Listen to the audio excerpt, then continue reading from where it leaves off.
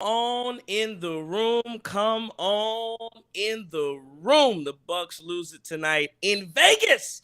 128-119 to the Indiana Pacers. The Indiana Pacers move on to the finals of the inaugural in-season tournament en route to their we're trying to get the coveted NBA Cup. It's a 128-119 loss. The Milwaukee Bucks do not advance. They're going to take $100,000 for getting to Vegas, but that's it. Come on in the room. Adrian is our doctor. He writes out all of our scriptures. He gives us all of our medicine in our room. We are live. It's the Cream City crossover. The guru, Trey Crosby III. Chris King. There we go. CK in the building, doing what we do. Again, 128-119. We're going to take some of your thoughts. A lot of thoughts coming in. You can get them into the YouTube chat. We'll get on those. And then we'll also talk about the you get into the Twitter chat as well, at TCIIIESQ. And we'll read some of your thoughts. Again, it was a 128-119 loss to the Indiana Pacers. Go through some of the stats real quick. Get your reset on the game. Listen, man, this man Halliburton is him. 27 points, 15 assists. No turnovers. Like you talk about the antithesis of like Chris Middleton with ball handling. That's Tyrese Halliburton. That's a guy that I trust him to take the ball at any point in time. He's not fumbling with it. He's not like Chris Middleton. And I'm gonna go through the rest of the stats. Chris Middleton needs to go work out with Tyrese Halliburton. He needs to work out with Halliburton over the summer and just do straight ball handling drills with Tyrese Halliburton and passing drills and all those things because Chris Middleton can't handle the ball. Tyrese Halliburton can. Again, 27, 15, 7 rebounds. Miles Turner was absolutely brilliant tonight, 26 and 10. Buddy Hield had 8 points, 11 rebounds. 11 rebounds from Buddy Hield. Like that lets you know the type of effort that the Milwaukee Bucks are putting in. I don't know what Buddy Hield averages on the season for rebounds. I guarantee you it's not double digits. But that's just, again, it was a lot of effort tonight. Obi Toppin, Bucks getting killed by Obi Toppin, 14 and 6. And then, of course, it was the bench. You look at some of the difference in this game. The Indiana bench, plus 17. Ben Mathurin, Neesmith plus 16. Jackson was a plus 14 for them. TJ McConnell, 9 points, 4 assists. 8 points for Nembhard. Aaron Neesmith, 6 points as well.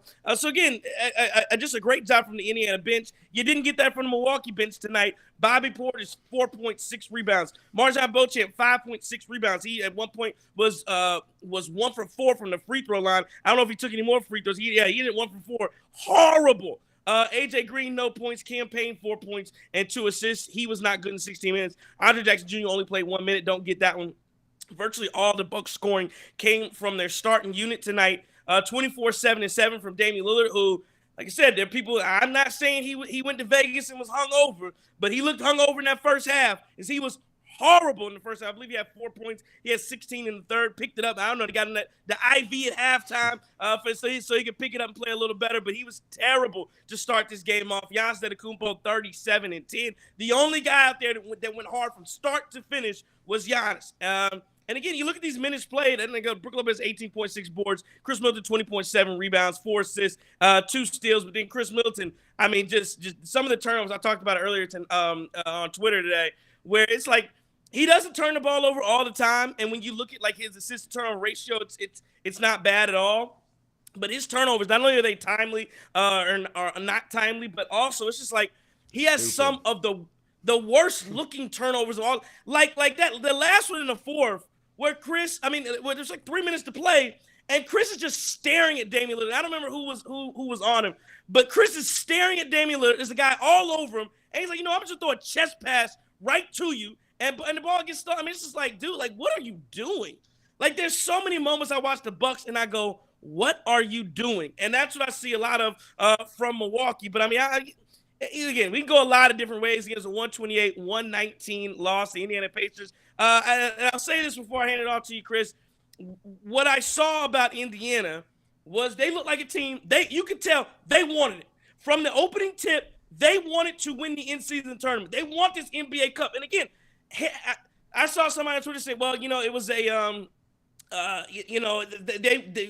somebody on Twitter was talking about how it was more of the Milwaukee Bucks losing more so than it was Indiana. No, it wasn't. No, it wasn't. The Indiana Pacers went out and grabbed that thing. I'm going to give Indiana a lot of credit. They went out, they grabbed the victory. The Milwaukee Bucks thought they were going to slow walk their way through the game, play hard for a little bit, and win a basketball game. And Indiana showed they took the fight from the beginning. The Milwaukee Bucks did not do that. And then again, you match it in with the bench that's just absolutely inconsistent and horrible. And that's the result that you get. I think you're missing some Malik Beasley. I don't think he played as well, shot the ball as well as he could have. But I'm not blaming him. The stars got to show up. Giannis did. Damian did not for most of this game. You sleepwalk through the first half. You don't rebound the ball. You don't make the hustle plays, the effort plays, and that's the result you get. The Milwaukee Bucks absolutely deserve to lose this basketball game tonight. But again, down the stretch, one of those things that happen where, I say it all the time, give the Bucks, get within 2, 3, 4 possessions either way. I'm taking Giannis and Dame over everybody. And tonight it didn't happen. You're not going to win every single game like that. And tonight they did not. Again, it was a 128-119 victory for the Indiana Pacers. The Pacers move on, stay in Vegas. I don't know, the Bucks, maybe they were looking forward to today. But I used to have a coach in college. He used to say, Crosby, the nightlife killing you. And that's what I saw Damian Lillard. Nightlife looked like it was killing him tonight, and the Bucks are going to lose. They lose by 11. So, again, good job for the Indiana Pacers. Chris King, what did you see tonight? Yeah, and you already kind of touched on it. I thought the effort wasn't there with the Bucks, and we'll talk about that later in the show. But I also saw, look, Brook Lopez was getting absolutely hunted in the pick and roll, and Miles Turner was able to slip by him a couple of times, easy buckets. He played really well, and that's a guy who we thought maybe we would deal for last year when Brook had the back injury. We thought maybe we go out and get Miles Turner. Look, he played like he could help us, but at this point, the Pacers probably won't give him up. Second thing is, I just think some of the mistakes that the Bucks made were just awful today. Like you saw Cam Payne, just getting out hustled, not boxing out on TJ McConnell. He gets an easy putback. You see Cam Payne get a technical foul. Then you see Cam Payne also turn the ball over. TJ McConnell just had an effort play there. Like it's the little things in these games that propel you to wins. And Indiana did the things that the Bucks didn't want to do, and ultimately they deserved the win. I thought Obi Toppin played tremendously well, not just because I'm a Dayton fan, but look, the transition defense was awful, and that's why he was able to make the Bucks pay with his quiet 14 points. So it is an effort thing, and I think that's what I saw today. Bobby Portis, he had a couple of hustle plays, but he was rushing himself offensively. He was missing chip shots from 3 feet out, guarded by nobody. Like it's a whole thing with the Bucks. I didn't think they had the chemistry that they had versus the Knicks today, and ultimately that's why they lose. It is the end-season tournament. Not going to overreact, but I am disappointed in the loss. Yeah, no, absolutely. You're already in Vegas. You might as well go out and try to get a win. The Bucks were not able to do that. So, yeah, 100%. I'm not going to overreact. A lot of the takes, I'm going to warn you in advance, a lot of the takes we're going to read tonight are overreactions. I'm going to tell you, before we even start to read these comments that are coming in, because you guys are upset, and again, rightfully so, I'll say this. You have a right to be upset. You have a right to be heard, and you guys have a right to feel like, this is what I like, expectations. You should have expectations. Milwaukee Bucks fans should have expectations on winning everything that comes to them. Playoffs. That's not just playoffs, regular season games, in-season tournament. You should have those expectations. Now, again, remember who's not here. Boston ain't here either. Okay. Denver ain't here either. Okay. So there's a lot of look who's here. It's Milwaukee, Indiana, the Lakers, and the Pelicans. The Phoenix Suns not here. So before you give me these overreactions about everybody's got to go, everybody's got to be traded. Remember all the people who are not here as well. Okay. And so you're in good shape. The Milwaukee Bucks are 15-7. So before we start reading these comments, you're 15-7, okay? Calm down. But we will read some of these. C-Mac says trades are needed. My guy, Abrodramene Diamande, says Portis has such a low basketball IQ. Timothy Modede says Griffin is a scam. He knows nothing about defense. I'm going to stop right there on the Griffin is a scam. Here's what let me talk for, because we're going to talk about things we didn't like. One thing I did like about the Milwaukee Bucks, and again, you were down 12 at the half, and then I think you came out in the third quarter. How many times remember years past the Milwaukee Bucks, and they talk about slow third quarters and being flat and falling flat coming out of the half? Well, the Milwaukee Bucks tonight started the half, I think, out on a 25-9 run. Damian Lillard had 16 points in the third quarter. You came out and absolutely changed the entire tenor of this ball game with how the Milwaukee Bucks played in the third quarter. And a lot of that was due to the defense. And we can talk about effort and energy. And yes, that was some of the reason the Milwaukee Bucks got back into this game, not just got back into the game, but took the lead over from the Indiana Pacers. But one of the reasons was because the Milwaukee Bucks jumped back and got into the 2-3 zone. And so that was a direct result of Dr. Adrian Griffin getting into that zone, right? And for a long time, for about, I counted about 9 minutes, the Indiana Pacers looked like they didn't know what hit them. They didn't know how to attack the zone. They looked like they'd never seen a zone before in their life. Now, if there's one criticism I'll give Adrian Griffin, Dr. Griffin, I thought that they stayed in the zone a little bit too long. That was my problem with it. And again, once the Pacers started getting to the middle, because again, I've talked about this so many times before, it's so easy to beat the zone. Get to the middle. Get middle, and the floor opens up. You're either going to get a free shot, so you get somebody that can shoot that shot in the middle, or when you attack, the defense is going to have to collapse and you can kick. It's so easy. I don't know why teams don't do it. It took 9 minutes for Indiana to figure it out, but they did it. And then at some point, I think the Bucks just stayed in a little bit too long. Maybe the only excuse I can give the Bucks for doing that is maybe Dr. Griffin thought that his defense just wasn't going to hold up at all. I thought they were okay. Again, the issue was when they got late into the game, the Bucks, for one of the first times in a long time I can remember, could not score the basketball late into the or had turnovers and all the things that just did not go right. Eric Coleman says depth is lacking for sure. D. Cole says we just needed some help from our bench. Terrence Hughes says bench gave us nothing. Let's kind of talk about some of that, Chris. In that game, when you're looking at the fourth quarter, what was the reason, as we look back in this game, what was the reason late in the fourth? And again, you talk about some of the turnovers, but why in the fourth quarter were the Bucks not able to execute offensively? And again, defensively, Tyrese Halliburton was just too good. Well, to me, I saw a lot of confusion between Dame and Giannis, honestly. Like, I thought they didn't really know what to do with the ball. They didn't know who was going to just go take charge of it and who was going to go get theirs. And that's a problem when you have two superstars like that. It didn't really feel natural. Didn't see much of the pick and roll between Giannis and Dame. And also just guys missing shots too, like and contested shots. The Indiana defense was good. I will give them that, but Brook had a couple of open ones. Malik Beasley had a couple of open ones. They weren't falling. And so when the guys that you're getting open shots for aren't making them, it makes it tougher on your ball handlers and your primary guys that just need to take charge. And ultimately, when they can't trust the guys around them that aren't making the shots, aren't knocking them down, then it's tough on them. So I think just a little bit of missed shots, a little bit of just not enough trust in each other, I don't think, down the stretch, and not enough action with the ball movement.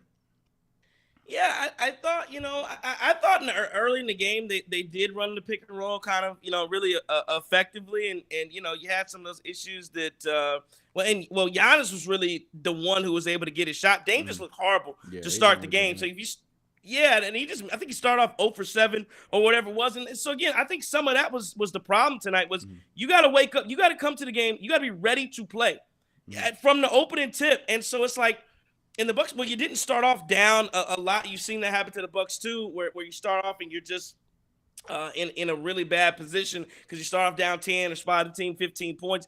That didn't happen. The Bucks were able to keep pace, partly because I thought the defense was okay outside of giving Tyrese Halliburton anything he wanted. Like Tyrese Halliburton did, literally whatever he wanted to the Milwaukee Bucks defense, inside, outside, hit the dagger three to close them out. He passed the ball very well, and Indiana shot the ball well. Again, they play a good brand of offense. I saw somebody on the Twitter say that they have an identity. They know what they want to do. They absolutely do. And some of it was they want to run. So, you look at this team throughout the game, they're running. And so do you attribute this to the Bucks being old, lazy, a combination of the two? Like, what is give me the reason why after made baskets, you're getting beat in transition. I mean, again, this is an 11-point game. I mean, it was closer than that, really. You look at the score, but just the fouls at the end. But this is really a 2-3 possession game. How this thing ended, the Bucks were in it right to the finish. And how many points did you give up on made baskets where they're running in transition over top? And I remember had a dunk like that. I think it was a reverse alley oop where Brook Lopez is jogging back, looking back. Guys, they are running. Mm-hmm. The more, is it? Are you just an old team or are you a lazy team? Like, what is the reason you're not communicating? You're not stopping the basketball when guys are that's some of the stuff that can really be cleaned up. You would think relatively easily. Yeah, I mean, there's no excuse for that, especially just being such an experienced team, being a team who has been there, done that, won the finals. There's no excuse for getting a bucket and then just allowing an answer right away. And I also say, in terms of the offensive rebounding too for Indiana, that also helped them out a bit.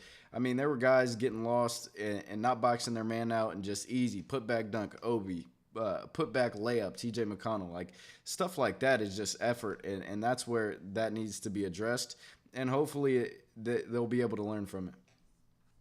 Yeah, and I think they will. Again, this isn't the end of the world. I think some people are acting like this is like because this was an elimination game that oh my God, this is the Bucks are in trouble. They're not. They're okay. You're not going to win every game. Again, this has ended up being a regular season basketball game. It is what it is. Robert Henry says maybe the team is more focused on Giannis' birthday than the tournament, but feel like they'll get it together when it counts in March and April. D. Cole says better hustle on defense, but Porter's was terrible, in my opinion. Nick sees, hey guys, tough loss, but it's still early. We should keep building. Did everybody notice how awful Chris's handle is? Yeah, we listen, we talk about that all the time. He just can't dribble the ball. I mean, when you pressure, and again, somebody else mentioned about the fact that, did you notice the Indiana Pacers basically played full court defense the entire game? And it's funny because the Pacers defense is like not good. I thought the effort was there tonight, and again, maybe if Dame starts playing like Dame a little earlier, you get a different result. But their defense isn't good, but it's not for lack of effort. Their defense, the Indiana Pacers defense is bad because of literally because of the scheme. Like they basically play one-on-one everything and don't commit to overhelp, which is some of the reason why the Bucks didn't get as many threes. Like I said, they had an anomaly of threes the other night. But, I think that was part of it was, the Pacers play to take away passing lanes. They're going to make you play one-on-one and try to drive. And so are you going to play into that or not? Again, I thought Giannis played with a lot of force tonight. Some other guys didn't. At the Weedminator says Bucks aren't going to win anything without having a reliable bench. Package Bobby and someone to get some perimeter defense. Marcus Smart, start him with Dame, bring Beasley as a sixth man. At KK Lovin says Middleton's still a good offensive player, but it's really starting to look like he's lost quite a bit as a defender. He was never great, but he was very solid in his athletic prime, looking like Joe Ingles out there. I'm not going to go that far. And at Jesse James says Middleton's turnover in the fourth swung all momentum to Indiana. Game essentially died for us after that. I'll agree with that. I think, that turnover 100%, I'm not going to say it lost the game, but that turnover plus the play of the Milwaukee bench was, again, I think proved to be the difference makers late in the game for issues related to the Bucks.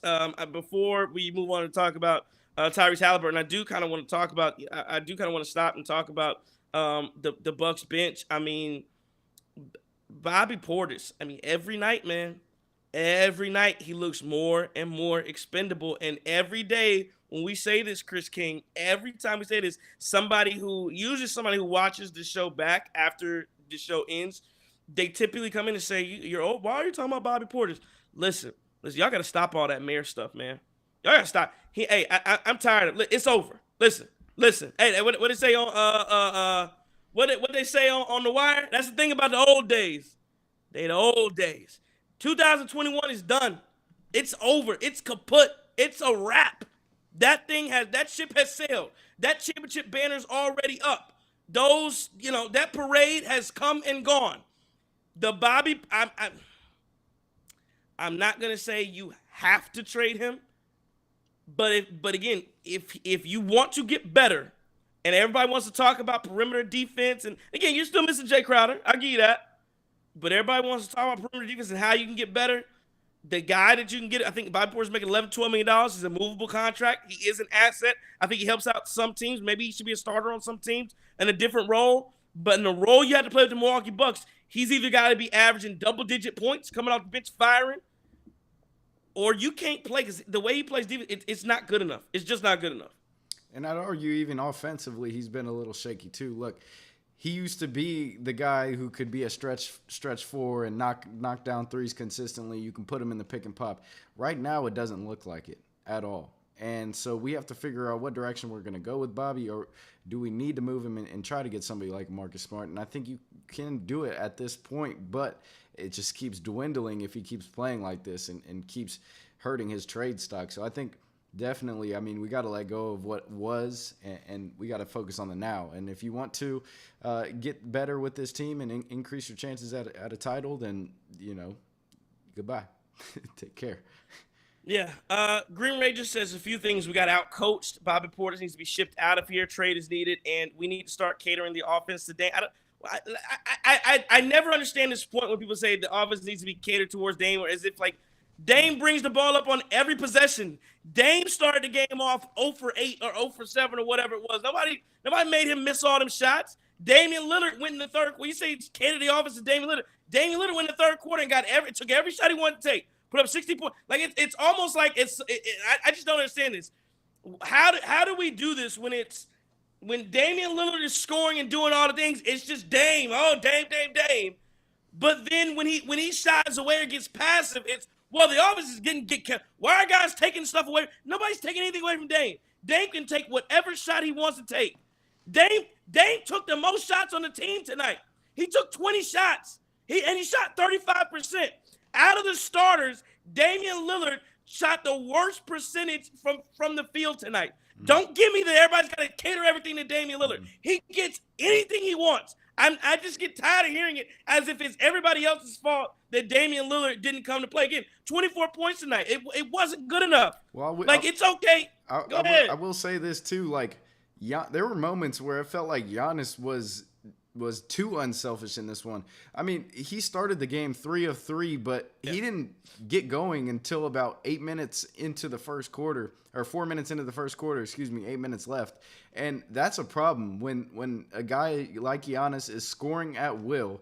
He's 3 for 3 from the field, and then all of a sudden his sub mark comes and he's taken out. Like that's why we need to just keep catering to Giannis, because he is the one who can get easier buckets and help this team start out quicker. And, they were fortunate enough to be up after the first quarter. But, look, Giannis started out this game way better than Dame. I think it was awful that he only had 3 shots and 3 field goal attempts in the first quarter. That was bad.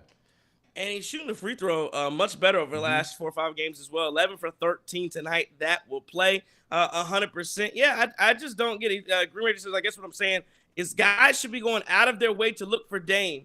Dame's the point.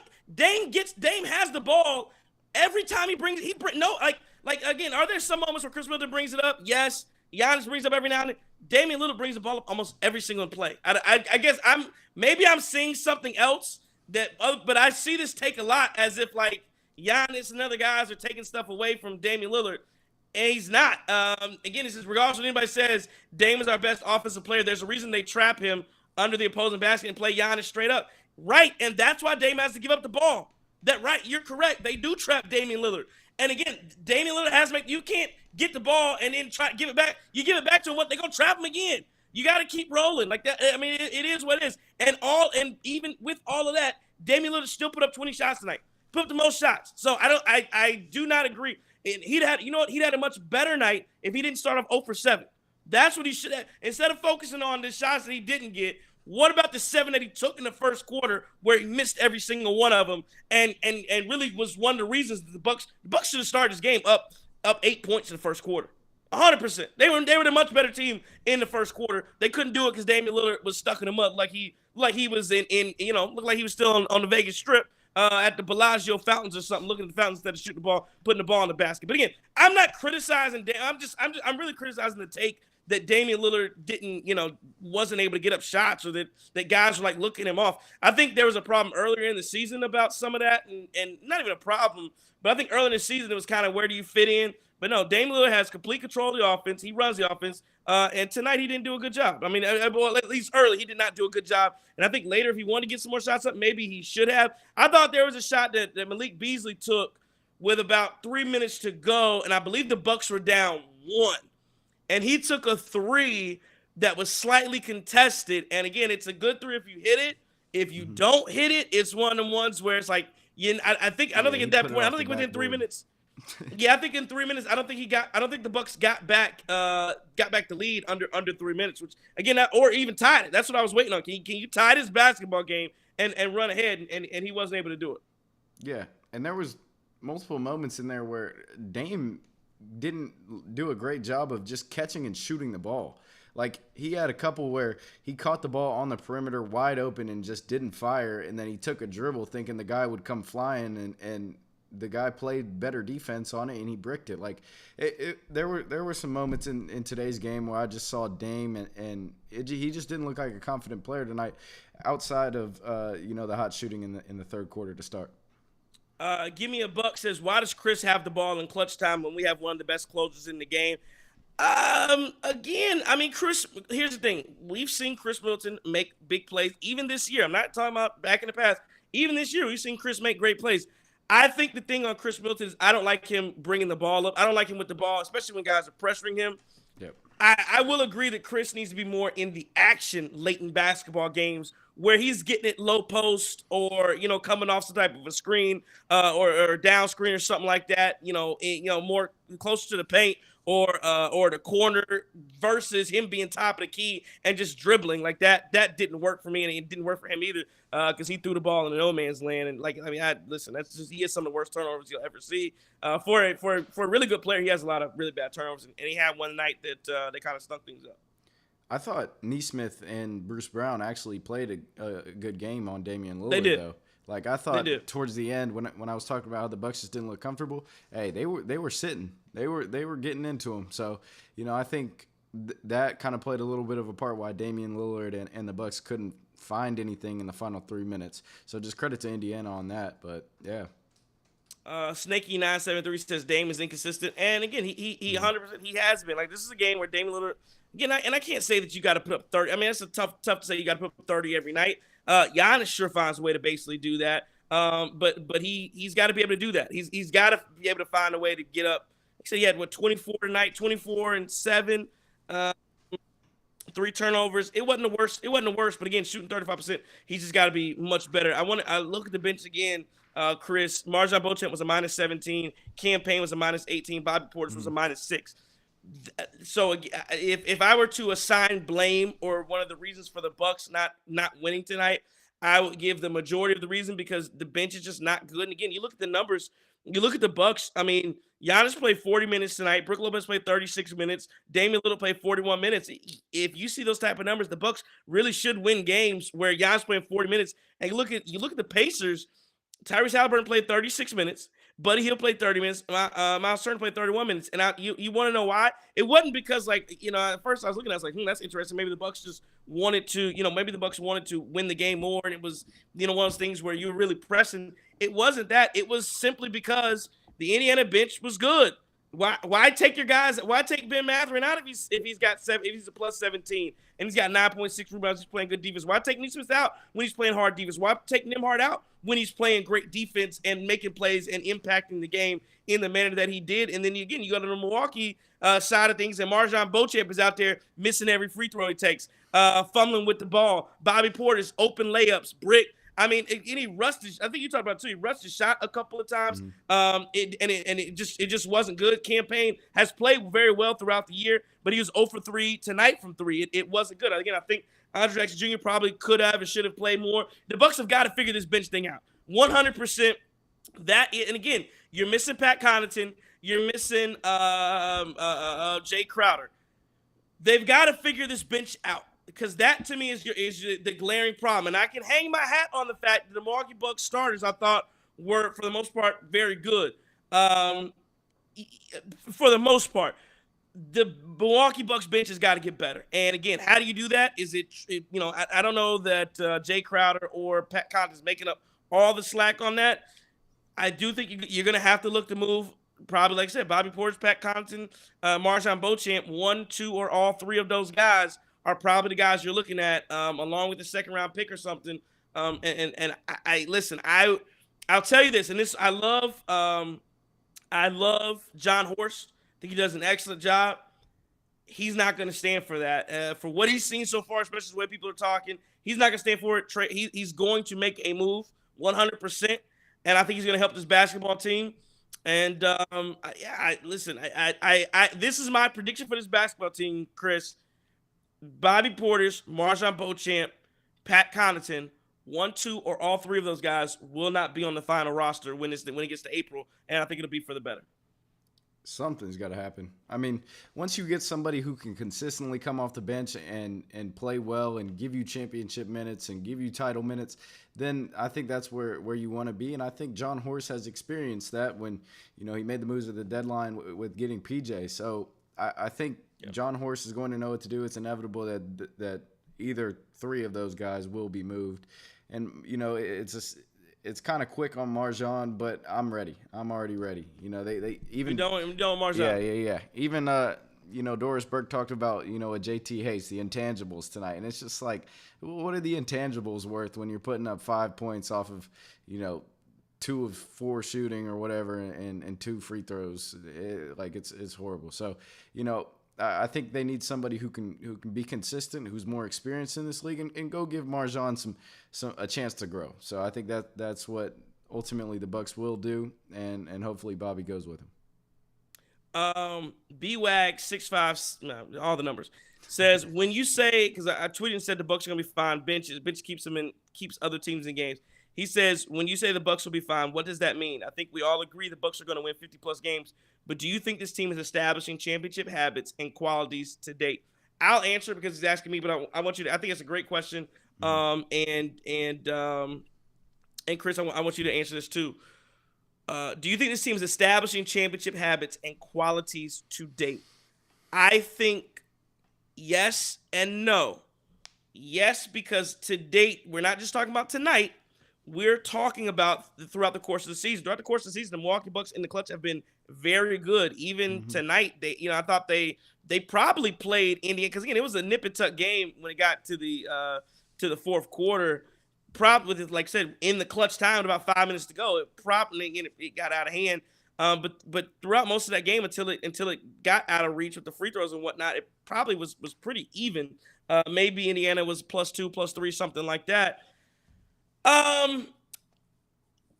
So again, yes in some ways, but no in other ways. And I think those championship habits and qualities, they tend to happen throughout the course of the game, first through the third, not so much, or when the Bucks get down, and not so much when the Bucks decide to play with intensity and effort. And again, is it just as simple as you got to turn on the switch and flip the switch late in games, or when you feel like it, you're playing with fire, you're playing with your food. I don't like it. I don't want it to be like that. But when they have done that, I've seen the Bucks compete well.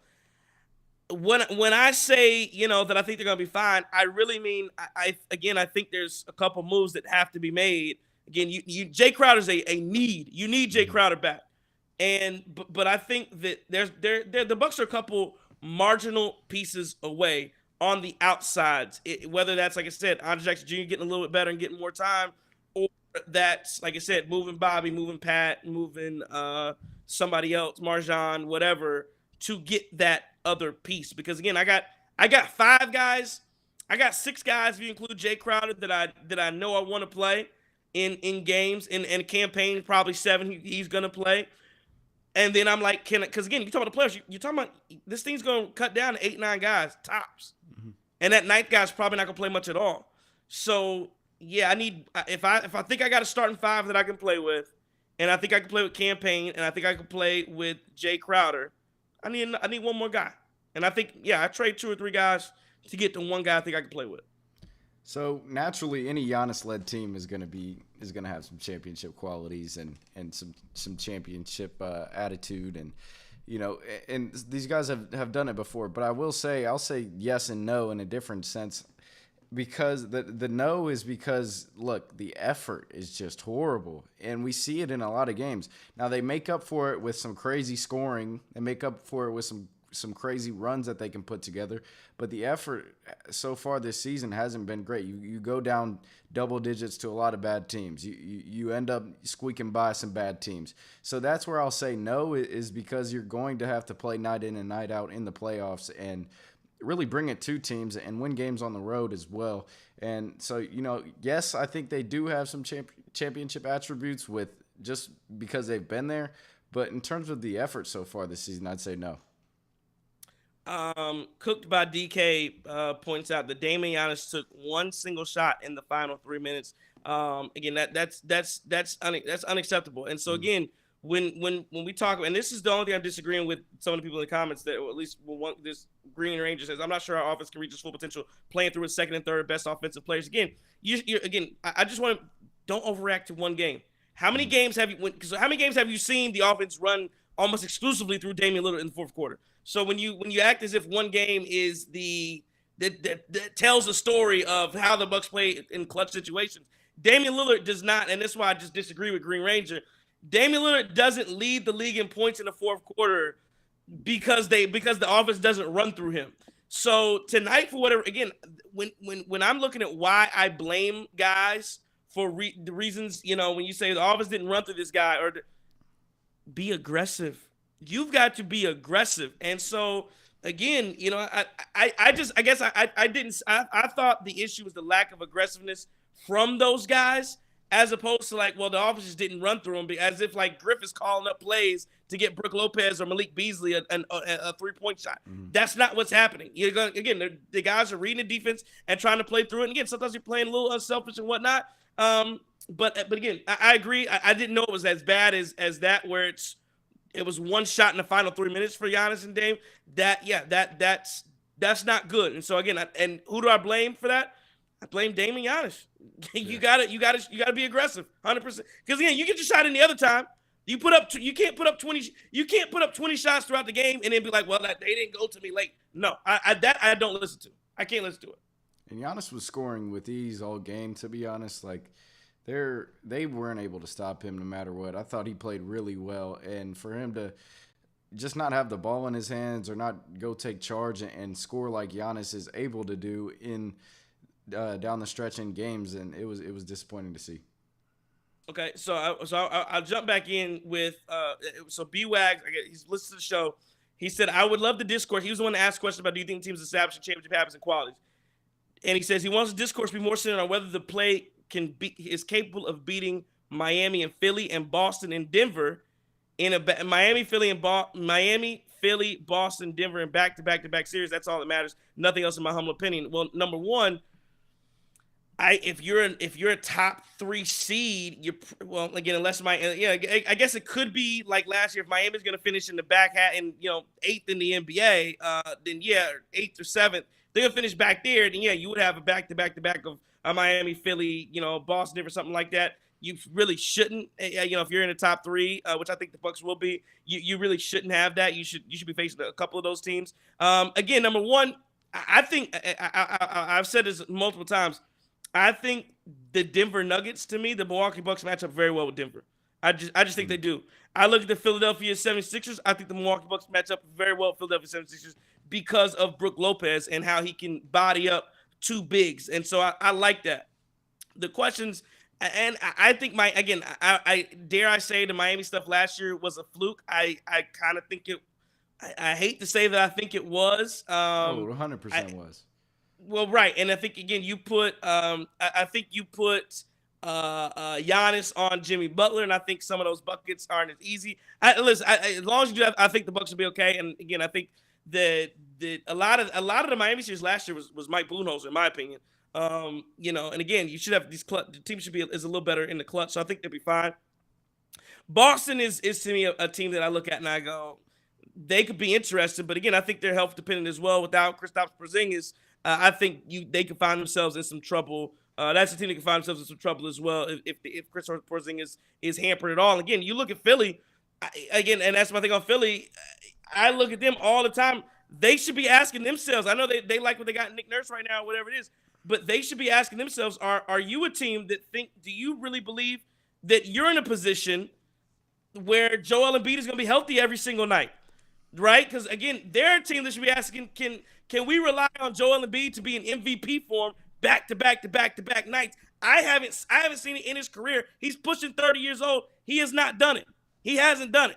So I think I think I want to be careful to not get to the point where we think that everybody else is just going to be optimal playing at peak. I've never seen Joel Embiid play at peak for multiple series in a row. I've never seen it in his career. So I don't know that either.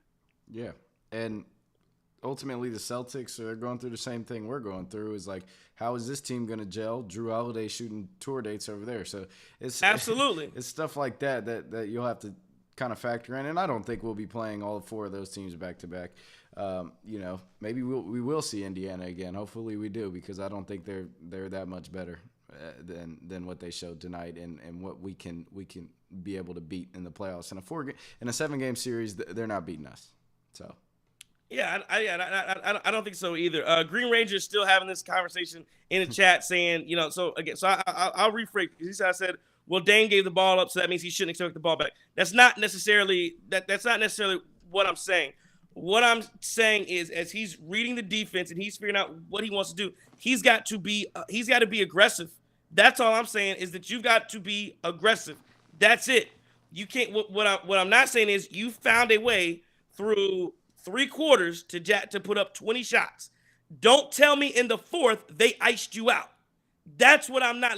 Don't tell me in the fourth Malik Beasley and Brook Lopez. That's like a kid coming in. Somebody stole my candy. You still candy every other day. You still everybody else candy all the time, and now you coming to tell somebody when your candy got stolen. Absolutely not. Don't give me that. I got frozen out late in the last 4 minutes of the game. They froze me out. No. Be aggressive. I just can't hear it. And again, the reason I know is because I've seen him do it in the past. I've said this from the beginning when people have said that, they acted as if Giannis was freezing him out. No, he's not. I just totally disagree with that. Nick C says Boston will beat us in a 7-game series. Listen, I think Boston's very good. I think they're capable of doing it. But I'll say it again. Get me down to 3-4 possessions in a Game 7 series. I'm taking Giannis and Dame and Chris and all our guys over Jason Tatum and Drew Holiday and Jaylen Brown. I just am. That's me. But that's me. Yeah, I agree. I mean, it's still so early. Look, the Celtics lost to this Pacers team not too long ago, a couple nights ago. Absolutely. So it's like it is what it is at this point. We'll see what happens. We'll see how this Bucks team is able to adjust with their chemistry and getting guys the ball in their hands when they deserve it towards the end of games. But I'm not going to overreact off of one loss that they really should have won. I'm not going to overreact either. I know, Chris, we kind of we're supposed to be Hallie's him. Halliburton was him. He absolutely. I think we talked about the effort as well. Mm-hmm. So let's give out some game balls. Who are you giving a game ball, your game ball to tonight? I thought it was Miles Turner. I really think he made his impact felt in this one. I thought he was tremendous in the pick and roll. Part of the reason why Tyrese Halliburton was able to have so many assists in this game. He was able to step out and knock down some threes. I think Miles Turner was really the difference for Indiana. Yeah, Halliburton was going to eat. He always does. He's always getting double digits assists. He's always in the 20s, 30s maybe scoring-wise. But I thought Miles Turner really elevated his game from what he normally does in the regular season on a nightly basis to what he showed tonight, defensively, blocking shots, and really doing a great job on the interior on both sides of the floor. I think Miles Turner really played well.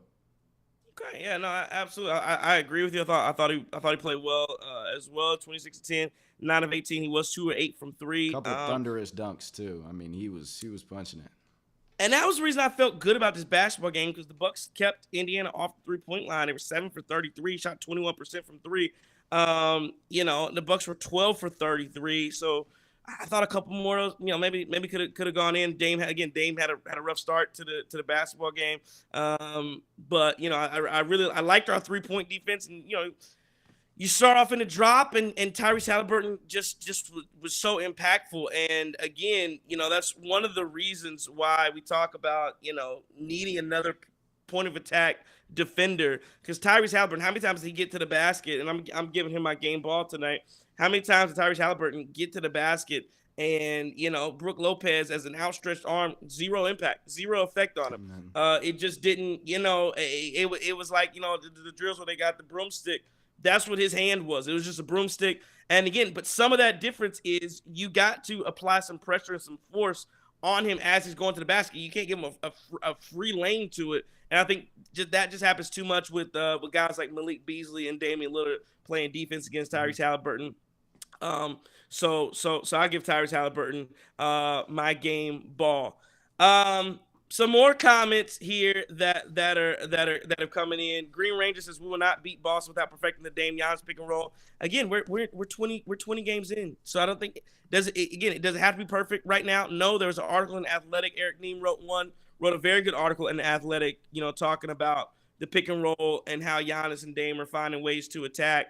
And how early on in the season talked about Giannis setting that pick too far down, and they brought the pick up a bit, so that when Giannis rolls, he has more room and more space to create when he sees that triangle underneath him, because there's a guy there, and then there's a guy that picking him up as the roll man, and there's usually they're zoning it up with like a triangle, and the more space you have, the more room you have to operate, and again, we talk about low IQ and high IQ.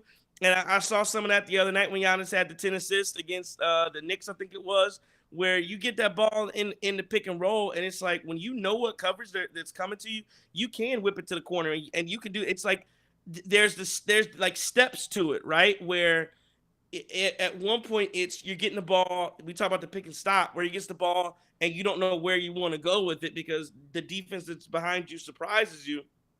But then you get to the point where you've run it, I guess, enough with Damian Lillard, and because a lot of times they're doubling Dame. They're blitzing him when he has the ball. And again, so I think somebody talked about that's why they're not running one-on-one with Giannis underneath the pick and roll. So that's not true. It looks like it's one-on-one, but it's not. When on that pick and roll, when Giannis comes off of it, they're zoning him. It's one guy up front, and there's two guys basically in the paint baseline who he's seeing a zone behind on the roll. And so that's why you bring the pick up. It makes perfect sense. And now you just have more room to create and operate. And I think you saw some of that against the Knicks and now it gets to the point where I'm not surprised by what's there. I know instantly what they're doing. And again, you want to play me up top? I'm going around you and play me a little bit lower. Well, I'm going to try to make you hesitate because I'm coming to the basket and kick out to one of my wings and make shots. Again, Indiana doesn't do a lot of that because Indiana does play a lot of one-on-one and tries to play really, really hard, attacking, aggressive defense on ball. The Bucks have got to, some of that's just Bucks got to be better, 100%.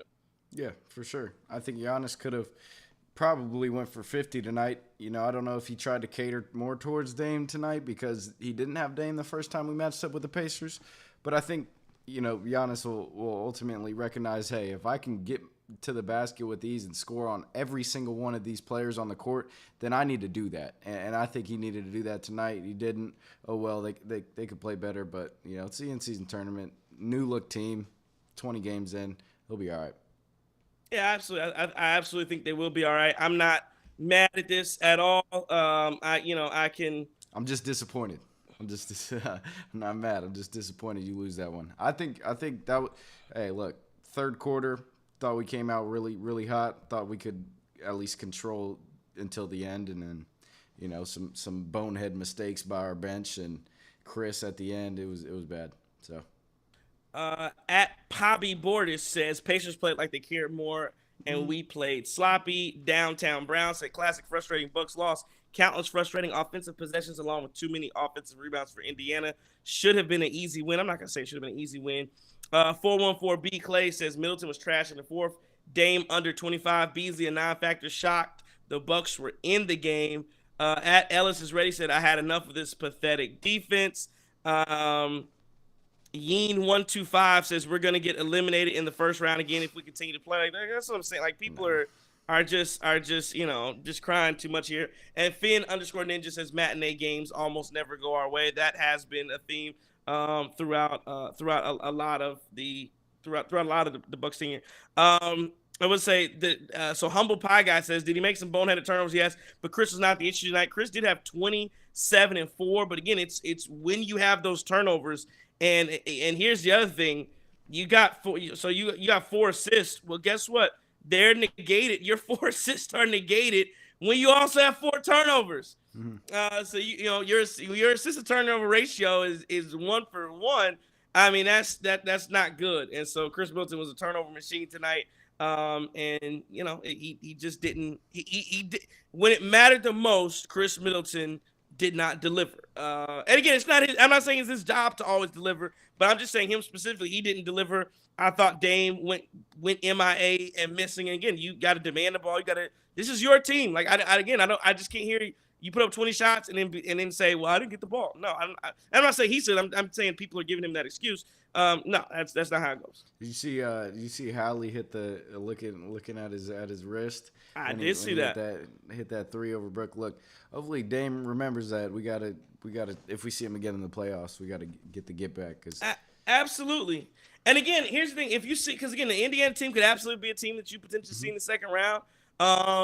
You're going to the difference in that is you're going to have to come out with hustle from and intensity from the beginning, and that's what I say about the in-season tournament. It 100% to me it looked like the Indiana Pacers wanted it more from the beginning. They 100% wanted more. The Bucks got locked in later, but they were a team that wanted. They were hungry, and again, so if you get to the playoffs, you're gonna have to play every possession like you played when you're trying to get back into the game for the Milwaukee Bucks. You can't take plays off. You can't take possessions off. You can't not rebound the ball. You got to get back in transition. Our transition defense has been horrible all year long. And so, again, that's when I say that I'm okay with like a PJ Tucker or something. I need someone on that bench that's getting after guys. Like, who is the guy that is I'm not going to say firing guys up. There was a report during the game. I don't know who the sideline reporter was tonight for ESPN. But they were talking about like people were like that the Indiana bench was fired up, like, let's go. I don't know that I see that all the time from the Milwaukee Bucks, especially in a game like this where, again, it's inconsequential. The result tonight did not matter. It was a regular season game. You can make it matter whatever you want. Again, this is an in-season tournament cup. Nobody, again, you're playing for the whole thing, right? At the end of the day, again, I'm not making excuses. That's a game you should want to win every game you play in. But it's not the end of the world. But the Indiana Pacers, again, I give them credit for playing like it mattered, and it did matter to them. You're in Vegas, go ahead and win the game. They want that money, they want that cup. And 100%, I agree with you. If you see him again down the line, yeah, you should remember that moment where he was looking at his watch. 100%. Oh yeah, and I think that's what the Bucks ultimately need is play with a little bit of piss and vinegar. I mean, these teams get up so much for every game they have against the Milwaukee Bucks. And you're going to have a target on your back all season as you have had for the last 3 seasons or whatever. So, like, this Bucks team needs to recognize, like, hey, we are head and shoulders a better team than most of these NBA squads that they're going to end up facing. And, they got to start acting like it and playing like it. Well, again, and to your point, that's one of the reasons why they're 15-7. They got the second best record in the NBA. On most nights, they absolutely are. On most nights, they will continue to be. They're going to win 55, 56, 57 games this year. And yeah, and again, everything again. We did not hire Dr. Griffin to win the in-season tournament, to win the NBA Cup. We hired him for April and May, and that's when that's when all this is going to be proven. We're going to figure out what the Bucks are. Let's take a look around into the NBA. If I can pull up one other game on tonight. It's the Pelicans and the Lakers. It starts in about 15 minutes on TNT. Let me ask you this, Chris. This Pelicans-Lakers game. This is my thought, and then we'll bid you adieu tonight. Everybody who's watching the Cream City Crossover, listen to the Cream City Crossover. We appreciate it. Follow, like, subscribe, all that stuff. It helps us out tremendously. If the Pelicans win tonight, and the final on Saturday, the in-season tournament final is Indiana New Orleans. If the Lakers win, it's gonna be a bigger it's gonna be a big deal because Lakers are in it, LeBron's in it. If the Mm-hmm. Pelicans win, Chris, does the in-season tournament lose a little bit of that? Does it lose a little bit of steam? Does it really feel like it doesn't really matter as much now? Because again, if LeBron and the Lakers win it, LeBron's like it's the hardest cup to win in the world. Right. But if it's Pelicans Pacers on Saturday night, does it yeah, just a little bit, whatever. Well, I think yes and no. I think yes in the sense that it is two teams that don't necessarily have big markets, two teams that really haven't been great the past couple of years for long stretches, and I think the interest in terms of the casual fan, they might not really care as much.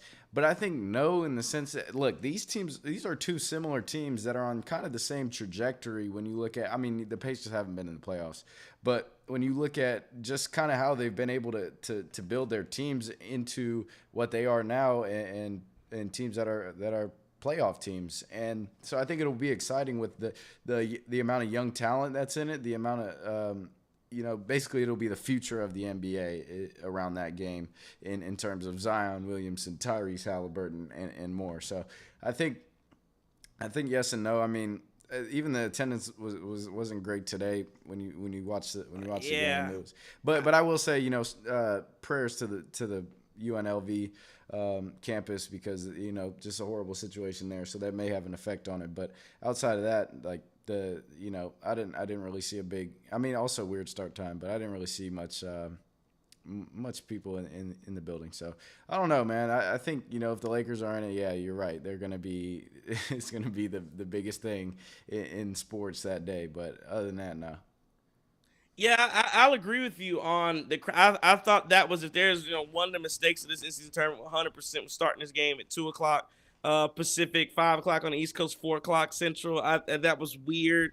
They got it. They got to get that together. Maybe you do it on different days. I don't know what you have to do, but I thought the energy in the building was kind of weird. It didn't really feel. You talking about in-season tournament, everybody's fighting for all, and yeah, you're on a neutral site, and we'll see what happens tonight. And again, LA, fans are going to, they're not too far from Vegas, so they will probably travel just like they do for the for summer league. I could definitely see that taking place and happening, but yeah, I think, and the other thing Adams was probably going to have to do is figure out, they're going to have to figure this out much earlier as far as who's going to go to the quarterfinals, or excuse me, the semifinals in Vegas, so that those teams fans can potentially take advantage of, if they want to go, making those travel plans because it's hard to do. You win a few nights ago, and now Right. let's take a trip to Vegas. So I think that was definitely a misstep from the league in figuring that out. I'll agree with you. I think it is this upstart thing. If the Pelicans win and it's Pelicans Pacers, it's going to be more of this kind of upstart thing. And I think the only thing that I question is, will that cheapen the trophy when Okay. it could or should be the two best teams right now in December, before Christmas. That's what this is being billed as. The two best teams right now in December that are playing the best and winning this tournament. That's what this is. And if it's Indiana, New Orleans is 12-10. The Pacers are 12-8. It doesn't feel like you're getting the two best teams in December who are playing. It's not gonna feel like that. So I think again, I'm not gonna say I don't want people to be like, well, the league is hoping for this to happen, but yeah, they probably are hoping that the Lakers win this basketball game so that it does have that feel of, hey, not the up and coming stars. And again, I think Tyrese Halliburton, you can. Lynn, I don't. He is an up and coming superstar. I don't know, again, because to me, my label of superstar is a guy that I think is good enough to be the number one on the team and win a title. I don't think Tyrese Halliburton is that just yet, but he is certainly on his way. Zion Williamson could be that 100%, but he has not shown it yet because he's missed more games than he's played for his career. But yeah, that's what it's going to feel like. And but unless Lakers are in it, where you actually have a LeBron James and Anthony Davis, I think 100%. Then it'll really feel like, maybe it'll feel like something if the Lakers are in it with the Yeah. juice that the Lakers bring. The Pels are in it. It's just not. To me, it's just not going to feel like we're getting the two best teams in December right now in the NBA playing. If the Lakers win it, it'll be a LeBron post game interview. Emotional. Oh, 100%. Something. 100%. That's like, it's same with the bubble. That's like the bubble. The bubble. If anybody but the Lakers won the bubble, it would have been nothing. But LeBron. This is actually the hardest ring to win. This is the hardest because it. Okay, yeah. So that's how LeBron does, and so it'll be interesting to see how he comes out and plays. I do think the Lakers are going to win tonight. Your prediction tonight, and then we'll get up out of here. I want to see, man. I really want the Pelicans to be good because I do like what they're building over there. Brandon Ingram. I've always been a fan of him. I think he's tremendous scoring the basketball. I think the Lakers are playing all right, but I think the Pelicans can get them. I think the Lakers they're still missing things in key areas. They're missing guys and they're missing a piece. I think they're still a piece away. And I think, right now, I think the Pelicans have the better team top to bottom, honestly, especially with, Anthony Davis just being so bad.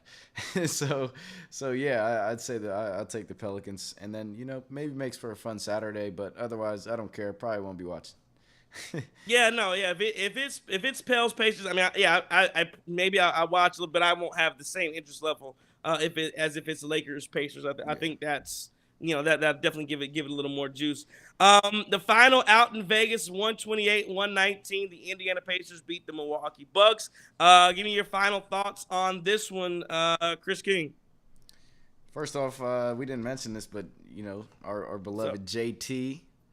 John Tyus, out with sickness, non-COVID illness, and he'll be non-COVID illness. Or non-COVID illness. He'll be back soon. So, we appreciate JT for being on all these times. He deserved a break. So, we step up and we keep it moving. He'll be back. And then, in terms of this loss, I feel like the Bucks just didn't take it to the Pacers like I wanted them to, and ultimately comes back and hurts them a little bit. But I don't necessarily think this is a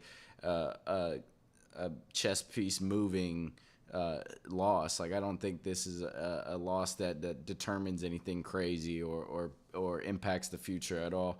I think the Bucks are going to be able to kind of learn from it and watch film, hit the film room, and tell everybody, like, look, we need to lock in versus teams like this. We need to play with more effort because there were just too many easy buckets that the Pacers got tonight, and ultimately ends up hurting the Bucks and they lose. But I don't, it's the in-season tournament, it's the regular season, still 20 games in. I think they'll be fine. Yeah, no, absolutely. And what do the Bucks get as a consolation prize?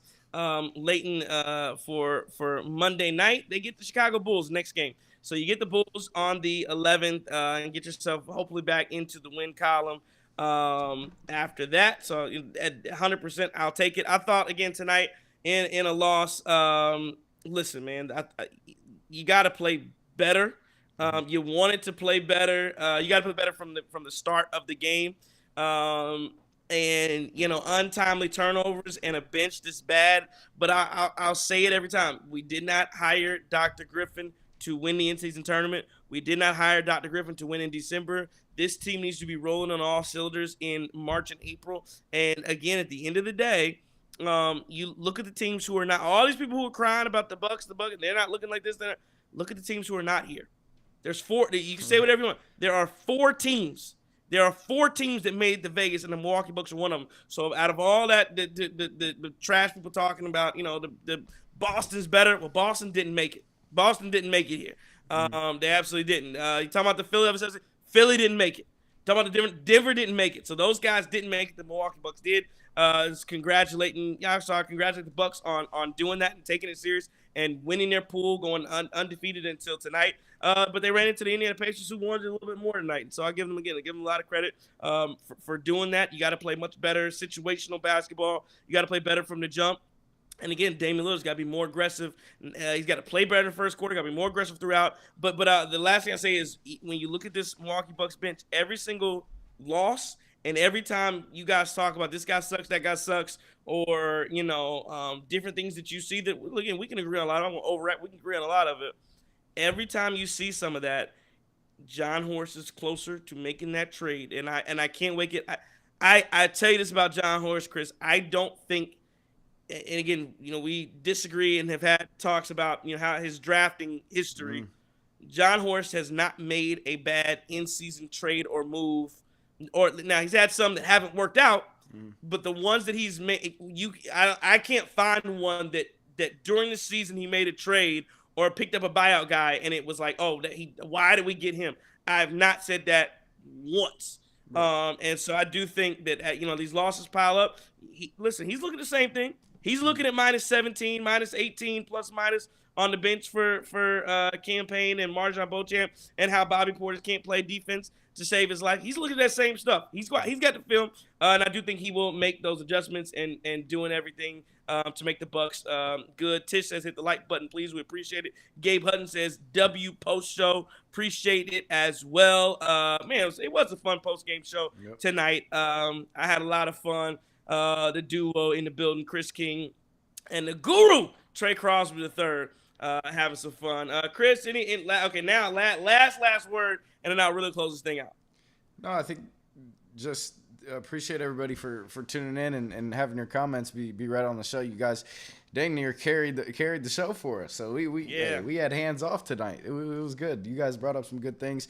And look, I agree when you say John Horst will make a move. He'll make the right one. And who knows? Maybe he's tuned into the Cream City crossover, and we'll suggest some of those moves for him. Johnny, we'll do the work. Hey, what up, Johnny? John Horst, you listen to the show? Yeah, we got some moves for you. Hit us up. Absolutely. So fun times. 128-119. Indiana Pacers win the game. They're going to advance. The Bucks are back in action Monday night against the Chicago Bulls. We'll be back in action then as well. At some point throughout as the season goes on, maybe after Christmas holidays, whatever, we'll really start to hone in and do have some guests on the show. So that should be fun, as well as the show continues to progress.